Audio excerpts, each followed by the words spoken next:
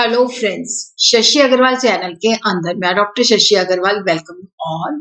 आज का जो हमारा सब्जेक्ट है that is the entrepreneurship and governance. ये सेकंड यूनिट है जिसके अंदर we are going to cover the corporate governance, जिसके अंदर we are going to understand the meaning of corporate governance, इसकी डेफिनेशन, इसके कैरेक्टरिस्टिक्स और features and why do we require corporate governance, need of the corporate governance। अगर आपको मेरा ये effort सही लगता है तो डू लाइक माय वीडियो, इसको शेयर कीजिए, कमेंट कीजिए, लाइक कीजिए और मेरे चैनल शशि अग्रवाल को सब्सक्राइब कीजिए। So this is my app, Edusum app, जिसको आप गूगल प्ले स्टोर से डाउनलोड कर सकते हो। ये जो ऐप है commerce, economics and management students को काफी सारा फ्री स्टडी मटेरियल और काफी सारे मॉक टेस्ट प्रोवाइड करती है। उसी तरह काफी सारे स्ट्रक्चर्ड कस्टमाइज्ड कोर्सेज भी प्रोवाइड करती है। तो सबसे पहले हम देखते हैं कॉर्पोरेट गवर्नेंस का मतलब क्या है। जैसे कि ये दो शब्दों से बना हुआ है, कॉर्पोरेट एंड गवर्नेंस। जब हम कॉर्पोरेट की बात करते हैं तो एक लीगल एंटिटी है। लीगल एंटिटी का मतलब है कि जिसके अंदर एक आर्टिफिशियल लीगल ऑर्गेनाइजेशन है जिसको लीगल वे से क्रिएट कराता है और जिसका जो ऑनरशिप और मैनेजमेंट जो होती है सेपरेट हैंड्स में होती है और ज्यादातर जो राइट्स होते हैं वो बोर्ड ऑफ डायरेक्टर्स के पास होते हैं जो शेयर होल्डर की कंसेंट के साथ, कंसेंसस के साथ जो है कंपनी को रन करते हैं। गवर्नेंस जो है that has been derived from the word गवर्नियर विच मीन्स टू रूल और स्टेयर, की जिसका अर्थ है कि हम ऑर्गेनाइजेशन को किस तरह से रन करते हैं, रूल्स एंड प्रोसीजर जो है लगाए जाते हैं। गवर्नेंस को हम इस तरह से भी डिफाइन कर सकते हैं कि ग्रुप ऑफ पीपल जो होते हैं उनको पावर दी जाती है कि जो भी उस देश के रूल्स एंड रेगुलेशन है, लॉज है, उसके मुताबिक उस कंपनी को रन करें। तो गवर्नेंस जो है that is the act of management and control. तो यहाँ पे कॉर्पोरेट गवर्नेंस को हम सिंपल भाषा के अंदर समझ सकते हैं कि किस तरह से एक कंपनी जो है, ऑर्गेनाइजेशन जो है गवर्न होती है। कंपनी जो है बोर्ड ऑफ डायरेक्टर्स के द्वारा कंडक्ट की जाती है, गवर्न की जाती है, बोर्ड ऑफ डायरेक्टर्स के द्वारा मैनेज की जाती है या कंसर्न कमेटीज होती हैं। और ये जो बोर्ड ऑफ डायरेक्टर्स जो है कंपनी को रन करते हैं, कंसर्न कमेटीज रन करती हैं, तो वहां पे जो बेनिफिट होता है स्टेक होल्डर, तो ये स्टेक होल्डर्स होते हैं जैसे शेयर होल्डर्स हैं, सप्लायर्स हैं, इन्वेस्टर्स हैं, एम्प्लॉयज हैं, पब्लिक है, गवर्नमेंट है, बैंक है। तो यहाँ पे जो कॉर्पोरेट गवर्नेंस के अंदर आ जाता है कि किस तरह से जो रूल्स एंड रेगुलेशंस हैं, जो प्रोसेस है, कस्टम्स है, पॉलिसीज हैं, लॉ है, जिसके द्वारा ऑर्गेनाइजेशन को गवर्न किया जाता है, ऑर्गेनाइजेशन को मैनेज किया जाता है। तो कॉर्पोरेट गवर्नेंस जो है that is the system of rules, practices and processes by which A firm is directed and control. तो कॉर्पोरेट गवर्नेंस सिंपली अगर हम देखें कि जो भी रूल्स एंड रेगुलेशन एप्लीकेबल है तो कंपनी जो है उसी रूल्स एंड रेगुलेशन के तहत जो है मैनेज और कंट्रोल्ड होती है। तो corporate governance is the system of rules, practices and process by which A firm is directed and control, के जो रूल्स एंड रेगुलेशन उस देश के हैं और जो उस कंपनी के ऊपर एप्लीकेबल है उसी के मुताबिक जो है कंपनी को रन और मैनेज किया जाता है। तो यहाँ पे बहुत सारे स्टेक होल्डर्स होते हैं जैसे शेयर होल्डर्स है, मैनेजमेंट है, कस्टमर है, पब्लिक है, सप्लायर्स है, बैंक्स है, गवर्नमेंट है, कम्युनिटी है, एनवायरमेंट है। तो सबके जो स्टेक होल्डर के जो इंटरेस्ट होते हैं जो आपस में कॉन्फ्लिक्टिंग होते हैं तो उनको बैलेंस किया जाता है। तो कॉर्पोरेट गवर्नेंस जो है फ्रेमवर्क प्रोवाइड करती है जिसके अंदर ऑर्गेनाइजेशन के ऑब्जेक्टिव जो है अचीव किए जाते हैं।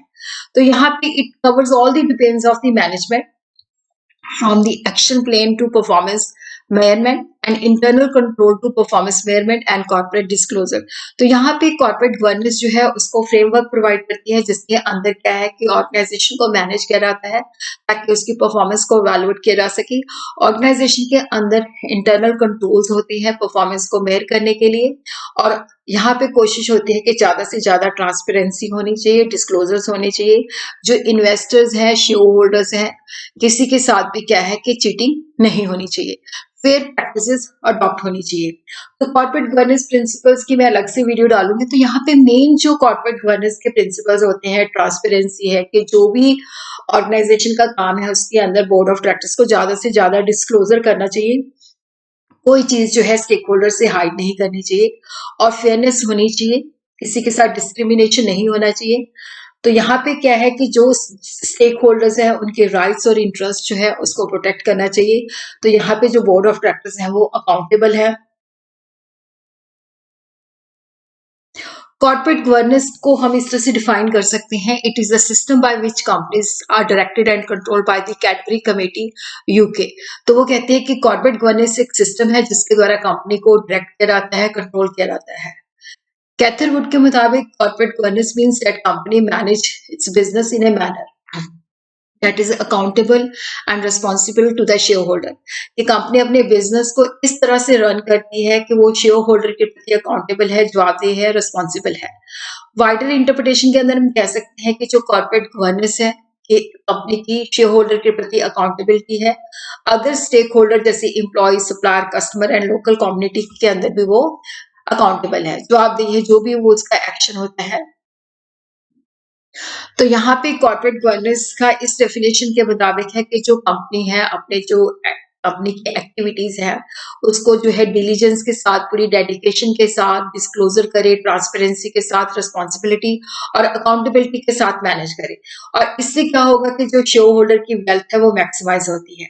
तो सिस्टम, प्रोसेस, प्रोसीजर, स्ट्रक्चर इस तरह से डिजाइन होनी चाहिए जो कि उसकी फाइनेंशियल परफॉर्मेंस को अग्रीमेंट करे, और साथ ही साथ क्या है कि जो रूल्स एंड रेगुलेशन है उसको भी फॉलो करे और स्टेक होल्डर की जो वैल्यू है वो भी इनहांस हो। Institute of company secretary of India has defined the corporate governance. Corporate governance जो है that is the application of the best management practices, के जो बेस्ट मैनेजमेंट प्रैक्टिसेस हैं उसको यूज किया जाए और लॉ को लेटर एंड स्पिरिट के अंदर फॉलो किया जाए। ये नहीं कि दिखाने के लिए लगता है कि हमने लॉ को फॉलो किया बट वैसे हम नहीं फॉलो करें। तो ट्रू स्पिरिट के अंदर उसको फॉलो करना है और एथिकल स्टैंडर्ड्स को फॉलो करना है ताकि कंपनीज को हम सही ढंग से मैनेज कर सकें। इसी तरह वेल्थ की डिस्ट्रीब्यूशन के अंदर भी एथिकल प्रैक्टिसेस अडॉप्ट करनी है और सोशल रिस्पॉन्सिबिलिटी जो है उसको डिस्चार्ज करना है ताकि जो सारे स्टेक होल्डर्स हैं उनकी सस्टेनेबल वे से डेवलपमेंट हो सके। तो what are the features of the corporate governance characteristics? First है कॉर्पोरेट डिसिप्लिन। तो ये बेसिक फीचर है कॉर्पोरेट गवर्नेंस का। इसका मतलब होता है कि रूल्स एंड रेगुलेशंस के मुताबिक हर चीज होनी चाहिए।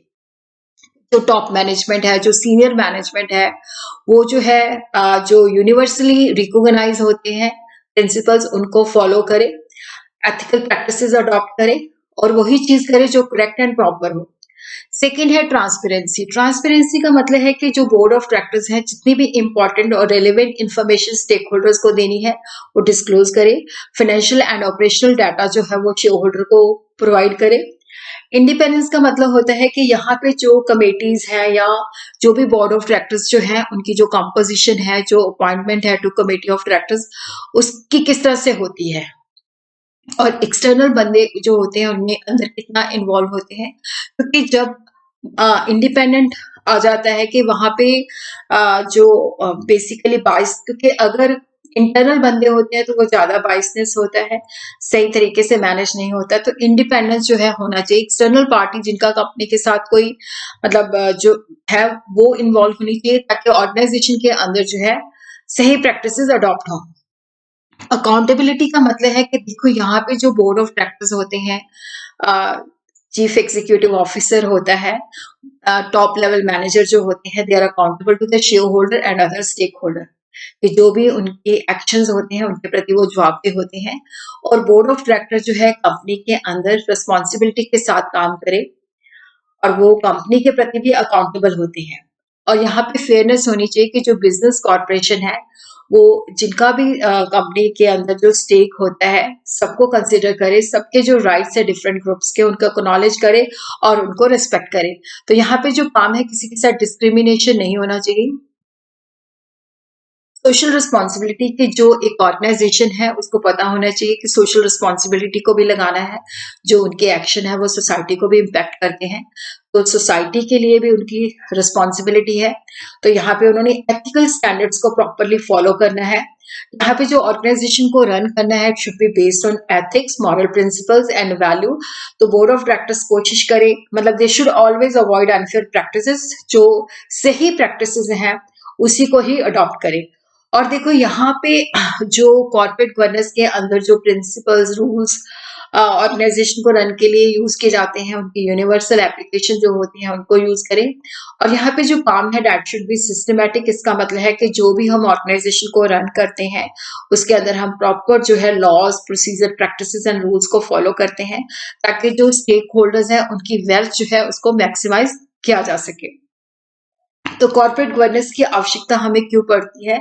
कॉर्पोरेट परफॉर्मेंस, क्योंकि देखो यहाँ पे क्या होता है कि हमने हाई क्वालिटी डिसीजन लेने हैं, इफेक्टिव सक्सेशन प्लानिंग करना है, तो इसलिए कॉर्पोरेट गवर्नेंस की आवश्यकता पड़ती है कि हर काम सिस्टमैटिक और डिसिप्लिन से होना चाहिए, क्योंकि जो शेयर होल्डर्स होते हैं वो एक जगह पे कंसंट्रेटेड नहीं होते, बहुत मतलब पूरे ग्लोबली कई बार जो है स्कैटर्ड होते हैं।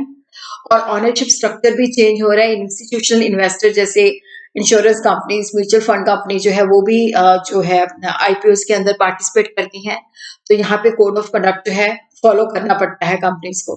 उसी तरह बहुत सारे कॉर्पोरेट स्कैम्स हो जाते हैं जिससे इन्वेस्टर का जो कॉन्फिडेंस है वो शेकन अप हो जाता है। तो कॉर्पोरेट गवर्नेंस की आवश्यकता इसीलिए भी है ताकि इन्वेस्टर्स का कॉन्फिडेंस, ट्रस्ट बना रहे। और बेटर एक्सेस मार्केट के लिए भी कॉर्पोरेट गवर्नेंस का होना जरूरी है, ताकि ज्यादा से ज्यादा डिस्क्लोजर हो, ट्रांसपेरेंसी हो, तो ऑर्गेनाइजेशन फाइनेंस जो है बेटर वे में एक्सेस कर सके। और उसी तरह सोशल रिस्पॉन्सिबिलिटी के प्रति भी जो है ऑर्गेनाइजेशन की रिस्पॉन्सिबिलिटी बनती है। और कई बार क्या होते हैं कि हॉस्टाइल टेक ओवर होते हैं, तो इसलिए एफिशिएंट कोड ऑफ कंडक्ट के लिए भी कॉर्पोरेट गवर्नेंस का होना एसेंशियल है। क्योंकि टॉप मैनेजमेंट की जो सैलरीज है, रेम्यूनरेशन है, उसके अंदर भी बहुत इंक्रीज हुआ है, तो इससे भी क्या है कि कॉर्पोरेट गवर्नेंस की आवश्यकता है कि जब उनको इतना सैलरी और रेम्यूनरेशन मिलता है तो दे आर अकाउंटेबल, कि जो काम करते हैं वो रूल्स एंड रेगुलेशन के मुताबिक होने चाहिए। और उसी तरह ग्लोबलाइजेशन की वजह से भी क्या है कि कोड ऑफ कंडक्ट होना चाहिए, कॉर्पोरेट गवर्नेंस होना चाहिए, ताकि जो इंटरनेशनल सिनेरियो वहां पे भी जो कंपनीज हैं वो बेटर एक्सेस कर सके। रिस्क को रिड्यूस करने के लिए, ऑर्गेनाइजेशन की वैल्यूएशन बढ़ाने के लिए भी कॉर्पोरेट गवर्नेंस का होना एसेंशियल है। उसी तरह अकाउंटेबिलिटी, जो बोर्ड ऑफ डायरेक्टर्स है, कमेटीज है, क्योंकि they are accountable for their action, तो अकाउंटेबिलिटी भी यही कहते हैं कि कॉर्पोरेट गवर्नेंस की यहाँ पे आवश्यकता है।